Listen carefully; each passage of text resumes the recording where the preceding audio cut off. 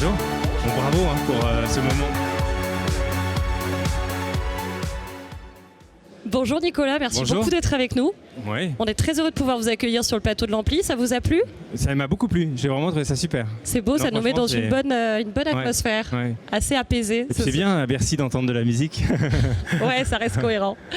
Merci Nicolas d'être avec nous. Vous êtes venu Merci. nous parler de la Bouche Rouge. La Ouais. Bouche Rouge, c'est une entreprise qui confectionne des rouges à lèvres uniques, puisque écologiques et éthiques. Est-ce que vous pouvez nous en dire un petit peu plus? Oui, alors pourquoi avoir créé la Bouche Rouge Tout simplement parce qu'il y a des faits aujourd'hui qu'on ne peut pas oublier.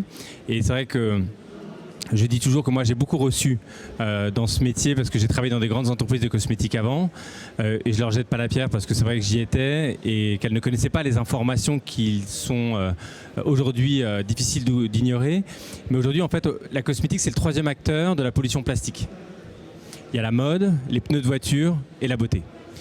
Et aujourd'hui, créer un nouveau produit de beauté sans considérer l'enjeu du plastique, ça me semble une folie. Absolument. Aujourd'hui, c'est 84% de la pollution de l'eau mondiale, le plastique. Et si on prend juste l'exemple du rouge à lèvres, c'est 1 milliard de rouge à lèvres jetés chaque année sans aucun tri des déchets, malheureusement, sur le rouge à lèvres.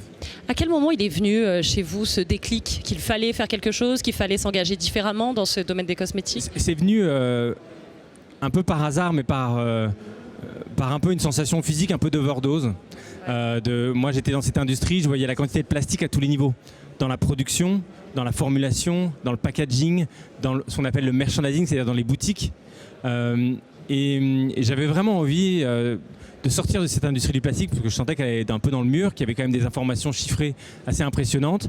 Et je suis père de 3 enfants et c'est vrai qu'à la naissance du 3e, j'ai eu une sensation qu'il fallait absolument que j'aligne ma vie personnelle avec ma vie professionnelle et c'est comme ça que j'ai démarré cette aventure. Vous avez été suivi dans ce projet, vous avez senti qu'il y avait de l'engouement, que c'était quelque chose qui arrive au bon moment? Honnêtement, pas tellement. Ouais, Non, j'imagine que c'est pas Mais tout. même dans ma sphère privée, c'est-à-dire que quand j'ai demandé un peu dans mon entourage si cette idée était bonne, si elle était intéressante. Même Ma chez femme vous, a on vous refusé a une pas. fois, 2 fois, 3 fois.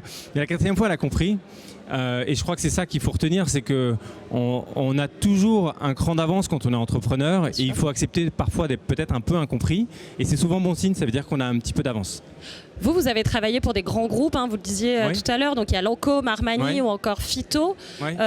Vous sentez que dans cette industrie, il y avait déjà ce désir ou vous aviez besoin justement de faire route seul pour pouvoir communiquer encore mieux là-dessus? Non, il y a 5 ans, quand j'ai commencé cette aventure, le plastique n'était pas un sujet. D'accord. On avait très peu d'informations chiffrées, ça n'intéressait personne et on me disait que c'était surtout pas le sujet dont il fallait parler. On était finalement dans ce qu'on appelle la green beauty. C'était la tendance. C'est-à-dire qu'au XXe siècle, on a créé des cosmétiques dans les années 50 et puis après on s'est dit bon, les formules sont pas très clean, alors on va créer la green beauty. Et moi, ce que je crée, c'est la Blue Beauty. C'est-à-dire, c'est une vision un peu différente, c'est de se dire que c'est bien de retirer les silicones, c'est bien de retirer les perturbateurs endocriniens dans les formules de rouge à lèvres. Ça me semble assez normal. Bien sûr. C'est bien d'avoir des formules de mascara propres. Vous savez que ce que vous mettez sur les yeux, 30% finit à l'intérieur de l'œil. Donc Voilà. c'est très important d'avoir des formules propres. Je suis contente de Mais le savoir maintenant. on peut penser à la formule pour soi, mais on doit aussi penser au packaging pour la planète. Bien et au sûr. packaging plastique en particulier, parce que je le rappelle, le packaging plastique aujourd'hui n'est pas recyclé. C'est une hérésie, le plastique recyclé. Pourquoi ? Parce que le plastique, dans la distribution, on l'utilise à toutes les échelles. Et les filières de tri de déchets, malheureusement, ne permettent pas de bien trier le plastique parce que personne ne veut acheter du plastique plus cher. Aujourd'hui, le plastique recyclé, il coûte cher. Aujourd'hui, le verre se recycle bien, le métal se recycle bien parce que ça coûte cher. Il n'y a pas de business model derrière le plastique recyclé.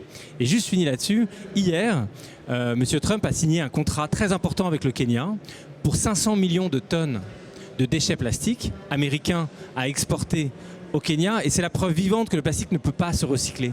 On l'envoie dans des pays qui ont besoin d'argent. Le Kenya est dans une situation critique avec le Covid en raison du tourisme et aujourd'hui il a besoin d'argent et sa manière la plus facile de trouver de l'argent c'est d'accueillir nos déchets pour pouvoir les recycler, mais on sait très bien qu'en mer une partie va être jetée et on sait qu'à l'arrivée ça sera soit brûlé soit enfoui sous terre. Vous proposez une solution? Oui. Quelle La est-elle? solution, elle est simple, c'est de créer une beauté qui est propre pour vous et pour la planète. Et donc de créer des beaux objets, des objets durables. Et nous, notre vision en marque française, c'était de se dire que peut-être que les artisans étaient une belle idée pour remplacer le plastique. Finalement, on a tous à cœur de faire travailler les artisans, on est tous heureux en France d'avoir de beaux artisans. Et la beauté, c'est dans notre quotidien. Et je trouve que les artisans peuvent nous apporter des solutions très concrètes dans notre quotidien pour créer des beaux objets, des objets qui durent et qui se rechargent. Vous avez même une application. Vous proposez un site internet pour poster des photos d'un paysage, de vêtements et obtenir un rouge à lèvres avec une couleur similaire. Ça, c'est hyper novateur. C'est vrai. Je parlais de l'artisanat, mais la technologie est aussi une solution pour construire une offre différente.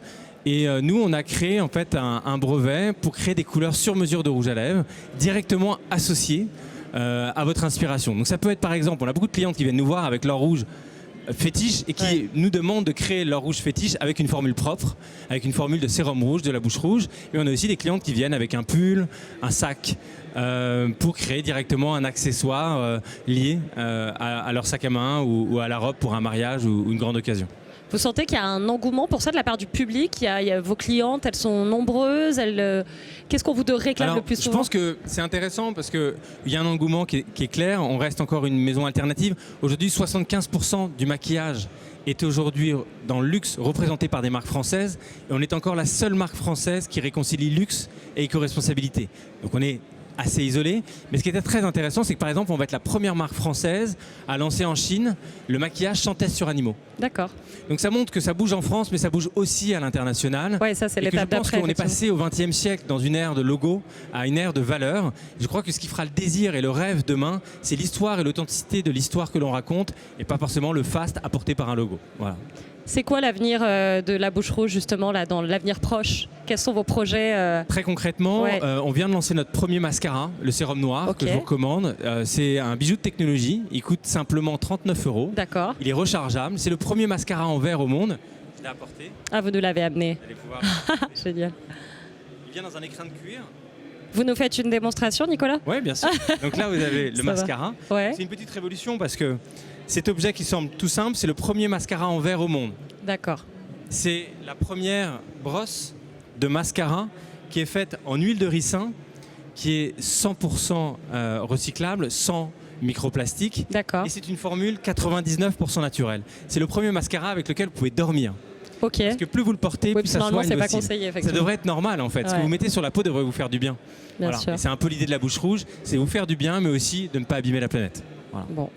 Merci beaucoup, Nicolas. En tout cas, on a hâte de découvrir tous ces produits. Aujourd'hui, vous êtes distribué où?